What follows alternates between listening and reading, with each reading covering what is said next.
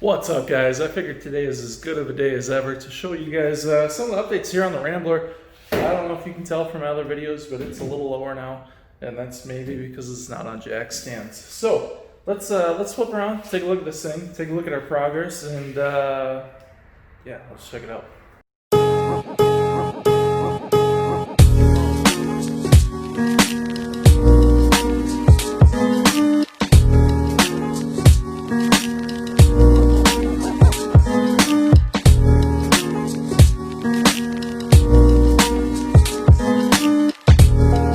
So as you saw there, it's on the ground now. I don't know how well you can tell. This thing is almost as low as the Trans Am, which is kind of weird to think because it's a pretty tall cabin vehicle. Got some stuff in there that we'll be showing you guys. But as you can see here, it is back on the ground. Those radial TAs are touching the ground again. And it looks good. I'm so happy to have it down here. That means I did get springs installed. I wanted to make a video on this, but you know, those things are a little intimidating, so I just kind of went with it. But we can take a look up here. Maybe.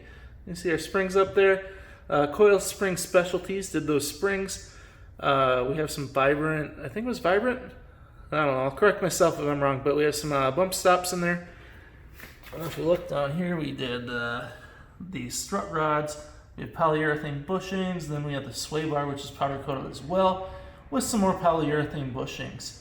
So that's all done. I think it looks really nice under there. So we got all that suspension done. I think it handles pretty well. It's not super noticeable that it's that much better, but it does ride a lot better. Tires are pretty low on air, so that could be some of our swaying right now. We'll take you guys to ride in a new video. Also gonna do a review on those Coil Spring Specialty springs. I don't know if you can tell. Let's take a look. The rear is actually a little lower than the front now. It's kind of hard to tell on the video, but those rear springs are sagging. So we're gonna take those out. I already ordered new springs. They're gonna be a 1/2 inch drop, but I think these are probably sitting about 1.5 inches low. So we'll bring those back up. It'll be about 1 inch higher. Same with the front here.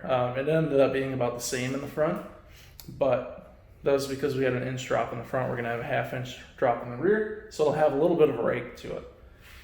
So that's that. It's riding pretty good. We do have new shocks in the back. I also put new shocks up front. I forgot to mention that. So yeah, it's almost like a whole new car. If we go look inside, it helps to have keys. Give me 1 second.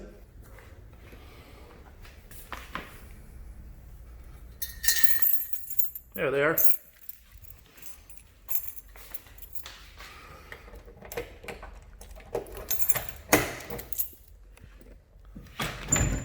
So, take a look inside here. We do have our Sniper installed.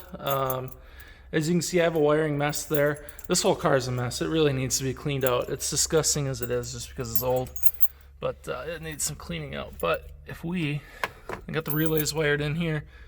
I got one for the Sniper itself, which isn't the power. It's actually just like a trigger wire of sorts. But that's all set up there. It also measures voltage that way, so that's why I didn't just do this off of like a trigger switch on the ignition. But if we turn this on, we'll hear our fuel pump and the Sniper will turn on.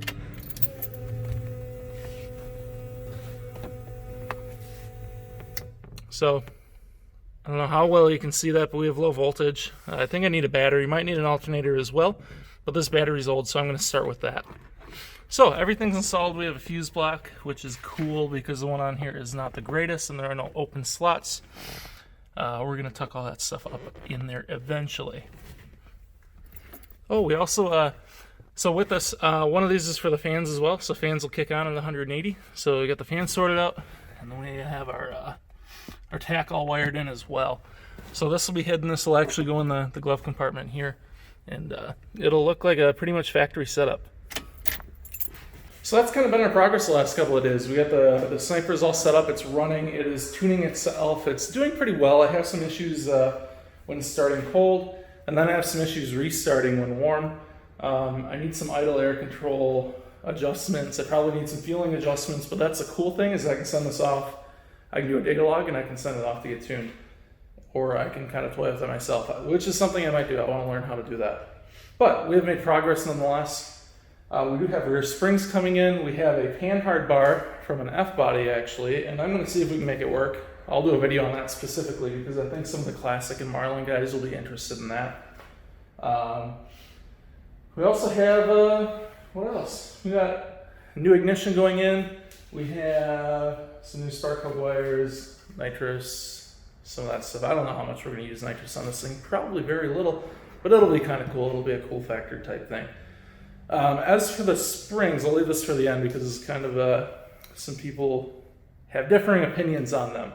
I installed the springs using ratchet straps, so these cars, I will show a picture right now, have a very weird spring setup, and the top of the spring seat makes it difficult to use normal compressors. And by difficult, I mean you can't do it. There's not enough room. You can't compress it far enough. So I'll show some pictures of how I did it as I'm talking about it, but we used some ratchet straps. I actually used my 20-ton press back there, and I compressed them on the press and then ratchet strapped them and took them out. To get them out of the vehicle, I jacked up that side suspension, and then I just took a ratchet strap, did the same thing. I compressed it, I held it, took it out. They did fine. I'm not advising anyone to do this. This is a workaround that I had to do because I couldn't get the parts. These use a very specific big body car compressor, which they recommend you. If you are doing this spring, you're supposed to jack up the car on this end and then use that compressor to hold that. I couldn't find the tool, and that just sounds like a real pain anyway, so I used ratchet straps. They worked. If you do it, be cautious. It'll work, I think. It worked for me. Just be cautious, be smart about it. Take your time, don't rush it. They go in pretty easy, really, once you do that. So if you guys have any questions on that process, feel free to message me. I don't want to put too much information in there because, like I said, I don't want to be the reason that somebody does it and gets hurt. That being said, I will tell you that it works because it worked for me, but use your head. So that's kind of it for that. I will have an exhaust video coming up on this soon. I'll throw a little exhaust video in right now, actually, and then I'll post it in a separate video, or I'll do some sort of separate video, but you'll see where I have some cold start issues. You'll get a little rev, and you'll get to hear some of that.